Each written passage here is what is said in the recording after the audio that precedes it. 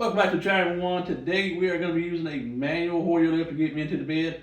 And the mountain is going to explain why we are having to use this manual Hoyer lift instead of my electric one. So about 2 weeks ago, we started having bad weather, which we have had from 2 weeks ago. No, this is week 3. Yeah, week 3. Yeah, this is week 3. So it was a Monday, and it had been thundering, and we didn't think we were going to get like lightning or anything like that. So what happened was lightning had ran in on several things in our house. It was our alarm clock, Hoyer lift, the Hoyer lift, and the router. So now we have learned to unplug it, Yes. even if it doesn't. So we just do without. So the electric Hoyer lift, what it does is it has a charger, and it charges the electric Hoyer lift so you can use it.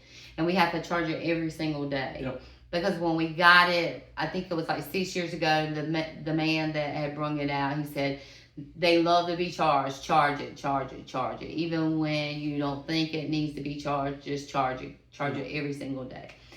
So I'm thinking it may be the charger block. I hope. Hope so. So they're supposed to be coming out here to check it out and see what we have to have done to it. And hopefully we'll get repairs, because God forbid we have to have this as our life. This thing here is awful. I mean, I didn't realize how awful it was until we had to go back. I know. If you've never experienced electric Hoyer lift, then you don't know what I'm talking about. But if you've ever experienced and have to go to a pump Hoyer lift, it is the awfulest thing you could ever experience. I never realized how hard it was until I had to go back. But also, I think really what is making it hard is because this one here is a lot more smaller. Yeah, And yeah, the old one. And matter of fact, the old one is sat in our junk room, our storage room, for years. And I donated it last year to the Habitat for Humanity. I donated it. I know. A year ago. And so if I hadn't donated it, we would have had it, and we wouldn't have had to rent one. Yeah. So, but the good thing is the Board of Disabilities is paying to have this rent until they can fix it. They said that we have to have our other one fixed because they can't afford to pay the rental on it. What the rental's like? It was $250 for my first month, and $125 for each month after that. Yeah, and that's high. But we had to have it, and we had to have it in a pinch because that's my only source of getting Heath up out the bed. Yep. And so, what you'll see with this is you got the hand pump. I usually use both hands because it's a lot of work. Yeah. And I've had surgeries on both my elbows due to my job I had of 19 years and one of my wrists on both sides. So I had to be careful with the pumping. But before, it was not that hard. No, and one it had a bigger it had a bigger pump on it, so it wasn't quite as hard to pump it either. So what you're gonna see is when I do this, I have to release this little lever. I don't know if you see, because when he got up this morning, they had to raise it back up, and it takes forever. So I just push down on it to get it to go back down low enough, because it has to go real low to be able to put the straps on. Yeah. So that is one bad thing about it. The other one, it didn't take, I mean, even without you in it, it went down pretty fast. It did. And I know we showed you a Hoyer lift video before, but I thought, well, maybe you would like to know how it is to use a manual one, and why I said using a electric Hoyer lift in the other video was so much better. And once you go electric, you won't go back. You don't want to go back. Yeah. So anyway, let's dive into it. I'll show you. This time it's going to be reversed. Instead of getting him out of bed, I'm going to show you how to get him in bed, because it's a whole nightmare, and I have to have an extra person release this lever while I get him in the wheelchair, so the other person doesn't feel comfortable being in the video. So we're just going to show you how we get him back in the bed. Yep. So this is what we use to relieve the pressure off of it. So when you want to relieve the pressure, like letting him down or just letting it down in general, you're going to push this back that way. And then to tighten it back up, so you can pump the Hoyer lift up, you would turn it back this way. And so we're going to just release it back this way because we got to let it down. So just a quick explanation for what she's doing. With this Hoyer lift, she's having to push down even though the release valve is open. That way it goes down. For some reason, this one, like I said, it's a rental. So it's a little bit tougher. Our old manual one that we had, you just push the release lever and it would automatically go down. But this one doesn't. And she's having to attach the straps to the middle arm right here so she can raise me up in the air. She'll do it right here for the top half of the Hoyer lift mat. And then she's going to attach the bottom part of the Hoyer lift mat on the other side of the arm. It has like different hooks. Our old one had chains and it kind of spread out a little bit better. But with this one here, it is a little bit more difficult and it kind of like scrunches me up a little bit, like I said a little bit later. So this right here is the pump. And you just basically use it to pump. You pump the water today. Yeah, it's like an old well. You pumping it. And so I'm going to pull the camera back so you can see how it goes.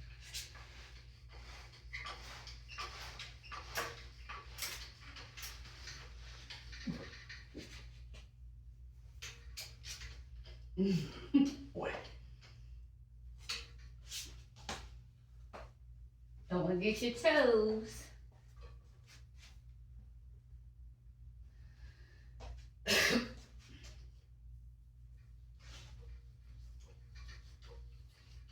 And it's a little bit awkward because I'm trying to let you see how I'm doing it. So if I was standing in front of it, you wouldn't be able to see the process.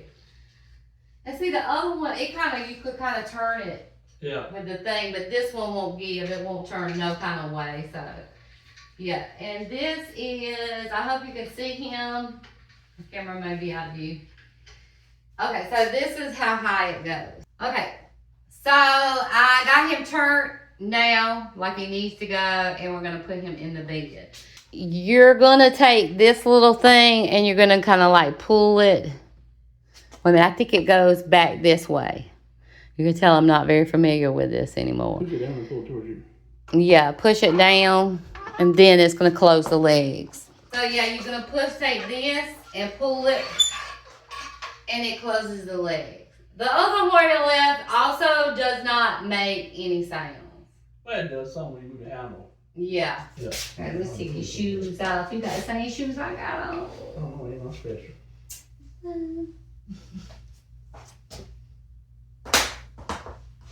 He has the same shoes I have on.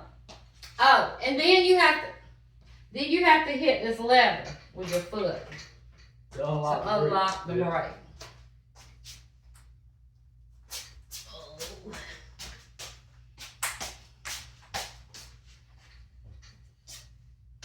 It's a little bit more difficult. And then what I'm going to do is I'm going to relieve the pressure, and I'm going to take one hand and kind of push him with the other Hoyer lift. You pretty much don't have to do all this. It just slings in like it's supposed to, because this sits up higher. So it doesn't go under the bed as good. This was so much easier than pumping. Yes, it is. And so basically we're going to take and straighten his legs out.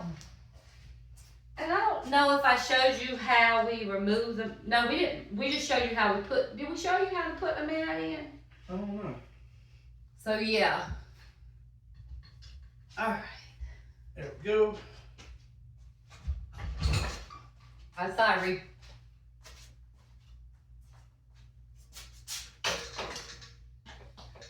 So what we're gonna do is we're gonna uncrisscross this mat like this and lay it like that. And then I'm gonna take his leg like this, and I'm gonna push him over. And then I'm just gonna basically stuff it back inside there. Come back and pull him this way. And so there probably is more technical ways to actually turn him. This is just what works for us. So I don't know how everybody else. So in case somebody says, well, you might be turning him wrong, this is just how it's always worked for us. And it is a lot easier on his body and our body. I know me and a nurse got into it at the hospital because I was not turning him the proper way medically. And we told her that's how it always worked with us. And so we're more about what's easier on his body versus easier for both of us for that matter. Yeah. So that is how we get him in the bed. And like I said, I just wanted everybody to see what a pump up Hoyer lift looks like versus a electric Hoyer lift. Hopefully we will get our baby fixed. And I hope so. That one there is not nearly as comfortable getting in and out of the chair with as the electric one is, because it kind of like scrunches me up a little bit more. Right. And the electric one is just a lot easier. Yeah, it's a lot harder on his body. And it kind of pulls between your legs and stuff. And I'm scared that it's going to leave marks on him or whatnot, or cause some kind of pressure sore or something. Because previously, when we first got that Hoyer lift, and we started using that type mat that you could take out from under him, because he used to have a mat. Actually, this one came with a mat that just stays up under him. But he had one of those mats, and it was causing him to get a pressure sore, like right in here on his bum. And you don't want that. You don't want a pressure sore on somebody that's paralyzed, because that could potentially be something that is really, really serious. Yeah, like infections and stuff like that.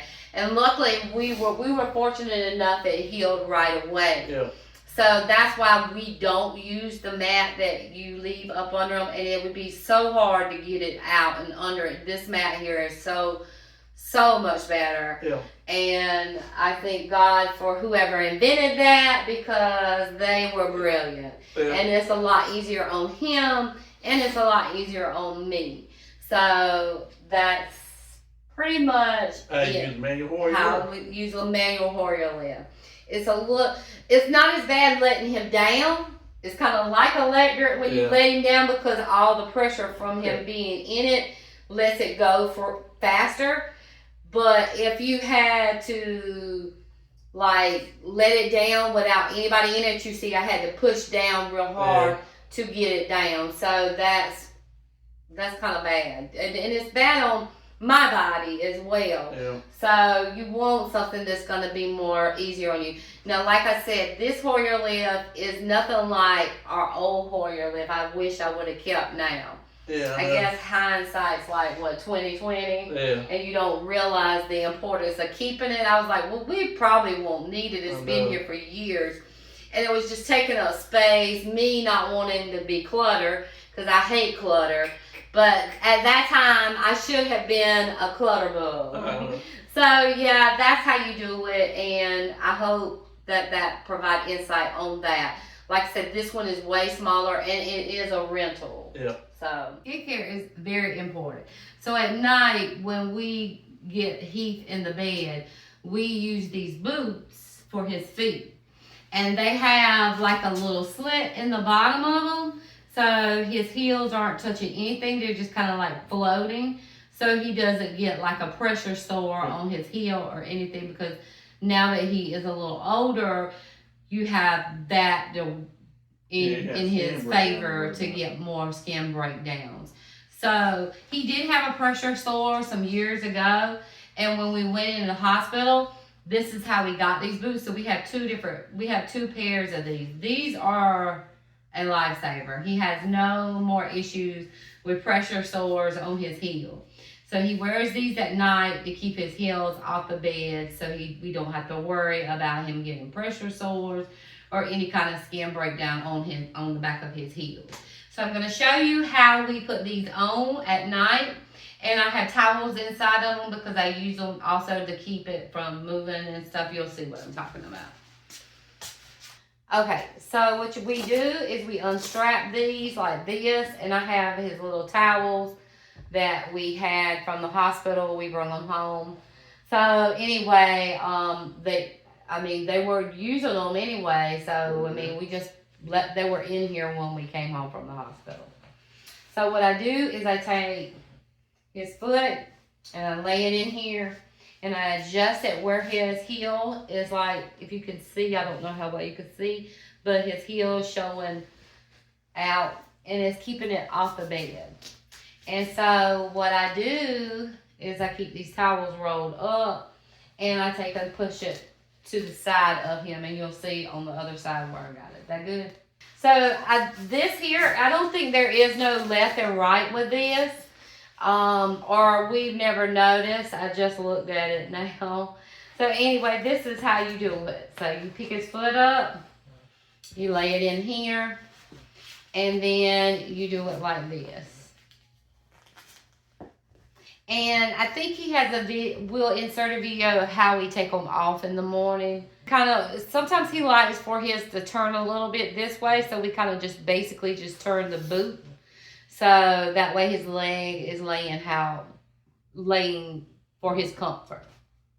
And that's it for his boots. We just take and cover up we don't put a lot of sheet over him at night. We just put this sheet because it's more thinner. And we just basically fold this down like so.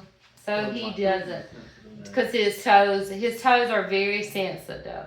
They've always been very sensitive. So yeah, that's why we don't let a lot of covers be on his feet at night. Anyway, we appreciate everyone that has watched our channel. All the comments we appreciate. We try to read every single one and respond. We also appreciate all the likes and shares and follows. And with that, we will see you in the next video. Bye.